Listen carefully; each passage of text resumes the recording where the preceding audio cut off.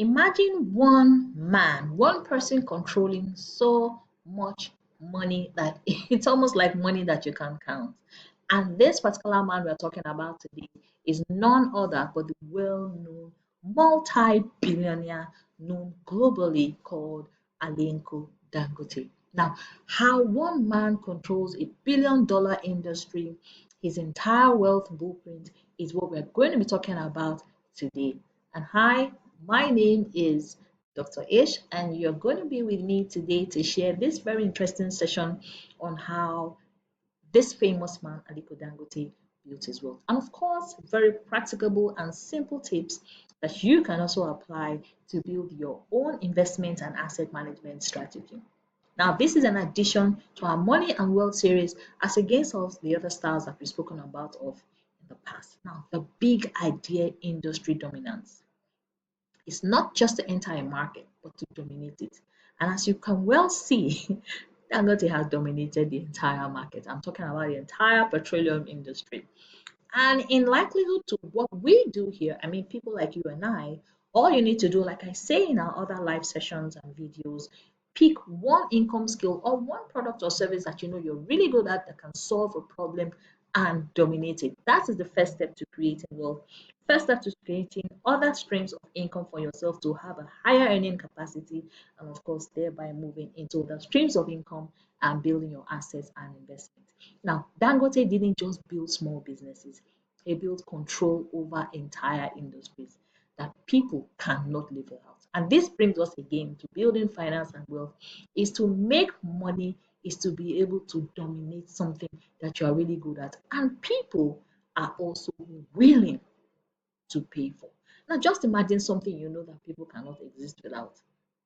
Think about it. Now, that is something you may be really good at.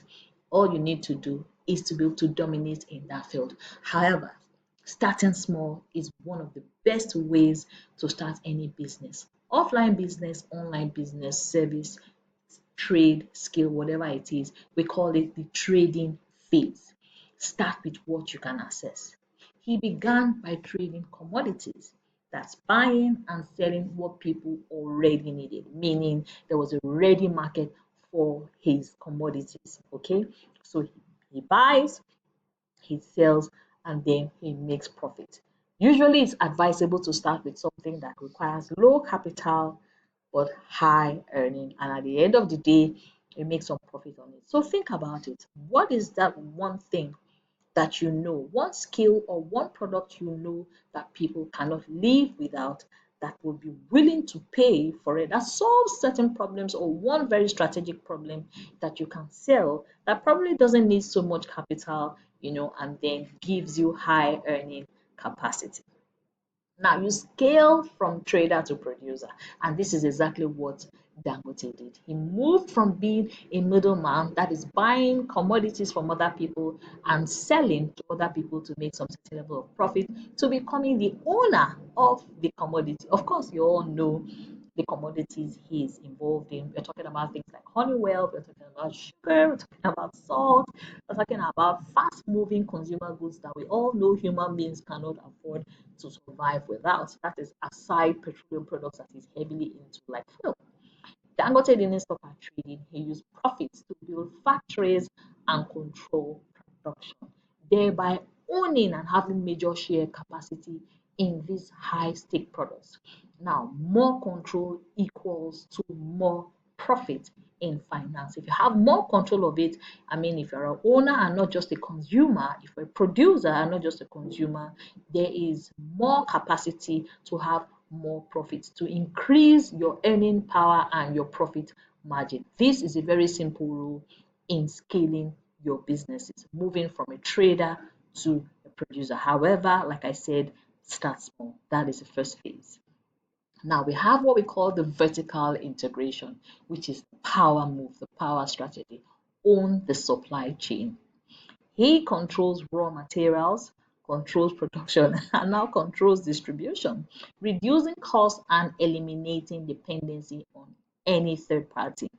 Now, you may not be able to start with owning the material, controlling the production and distribution, but you can start with distribution. That is a very easy way to start, a small way to start, like I said. And then as you progress and gain more profit, you can now have higher stakes in producing and, of course, owning raw source materials. And this is the strategy that Dangote used. So any skill you have, make sure you own production of that skill. And of course, leverage on distribution, which could be on social media and different, I mean, different products, different services have different strategies, but the simple form is vertical integration, which is a financial power move that he capitalized on. Buying the raw materials, having a factory to create these things, and of course, owning the distribution market, which gives you direct access to customers and improves and increase your profit margin. Now, thereby, once you've been able to stabilize that and create systems and structure, remember, finance is about having system structures, automation, things put in place so that they can always practically move on auto cruise. Then the next thing is to think of is how can you scale? How can you expand once the business is already moving as it should? Now, you're also going to have the teething phase, the risky phase, the loss phase at the beginning. But once you get it right, just like Dangote did, and I'm sure as you and I know, he didn't build his empire in one day, in 2 months, or in 3 months. It took time. He's been playing this game for as little as 30 years. So he didn't just start it today. However, you know, and I know that in business, patience, loads of patience is needed if you want to grow any business. So you have to think beyond your country if you're looking to scale any kind of business you have. Now, for the online businesses, it's easier to scale because you have access to things like YouTube, LinkedIn, TikTok, Instagram, Facebook. I mean, social media has made it easier to scale and not just waiting for word of mouth kind of PR or branding, right? So you have to build for regions and not just locations. So you have more access to more clients. All right. I mean, take a look at me, a YouTube creator. I have more access to more clients, more regions globally because YouTube gives me the access to be able to reach people globally in different parts of the world. So Dangote expanded across Africa and became a continental force and not just local. However, you need to start locally first and be accepted. And of course, if your product or your brand is something that's globally acceptable, then it helps you to scale faster and scale easier. But scaling gives you more influence and gives you more financial power and capacity. All right. Now, to take this further, you have to understand that Dangote was probably didn't just start out as a billionaire at the beginning. Yes, he may have had some leverage, but he had to also have been able to have certain risk and setbacks while starting, the business. But big bets give you strategic risk. Now, big wealth requires bold decisions, and in every point in time, I'm sure that as big as his business is, he will be facing his own fair share of risk. First of all, is that he invested billions into projects like oil refining, and of course, you and I know that long oil refining would have involved billions and billions of nairas and dollars. Long term, high risk, high reward plays. So the smaller the risk, the smaller the business, the smaller the risk, the bigger the business, the bigger the risk. And this is part of the setbacks of expansion. However, like I said, he didn't start his business in one day, in 2 days, in 3 months. He played into these games. He's been in this business for years, buying raw materials, owning raw materials, production warehouses, and of course, distribution forces, and then again, scaling to other parts of the world is something that he moved into gradually after learning so many things along the line. So in business, you really don't get it right the first time. Along as you're going, as you're moving, as you're growing, you're applying more strategies, better strategies, and being very intentional about the decisions you make. And this is where also understanding the market, understanding finance, and knowing the things you need to do to help you to make better decisions. Now, the wealth principles basically is to know how to solve essential problems. What are those problems that you can solve? I'm not talking about um, going into petroleum. I'm not talking about uh, building cars that use air to work. Simple problems around your area. Simple problems around where you live, very, very simple problems that you know you can solve, right? So these are the things you need to look into. Reinvest the profits. First of all, is to ask yourself in your quiet corner, what are those skills you have and what problems can those skills solve? And those problems you can solve, are they skills or products or services people will be willing to pay for?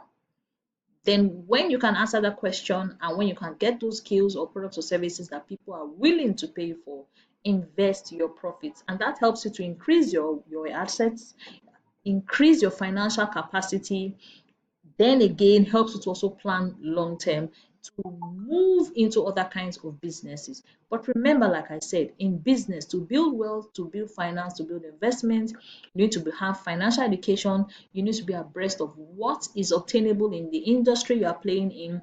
You need to know what is applicable, right? You need to evolve along with the times. And most importantly, have financial structures and systems in place. These are the principles behind his success, and they apply anywhere in the world. Now, how can you apply this? Very easy. Start here. Sell what people already need. You don't need to create anything new. Find something that is already existing that is proven people need.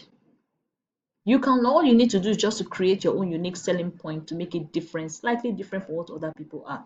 Leverage on any area of that product or service that has a bit of a downturn, something you can improve on to make it specific to you, right? That would be what you would be selling. Save and then reinvest whatever profits you make from that business, reinvest into that business to scale it up or into other businesses that are related to that kind of business, right? And then scale into ownership. Probably create your own product, your own version of the product. But you can first of all start selling what other people are selling before you create yours. Then think beyond your location once you see that the business is profitable.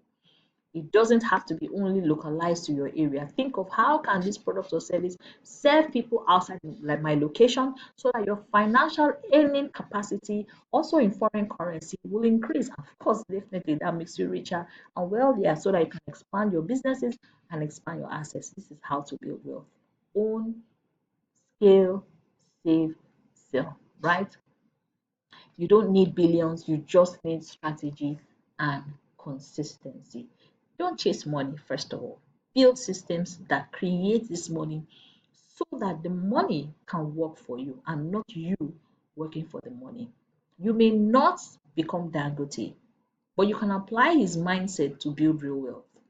And this is the beginning of how you can know what you can do to improve your finance. So if you enjoyed this session, and of course, if you have any questions to ask regarding Dangote's strategy, financial strategy, on any kind of business it is you have, online or physical, you can drop in the comment section. Don't forget to like and subscribe to my channel, and I will be seeing you in the next one.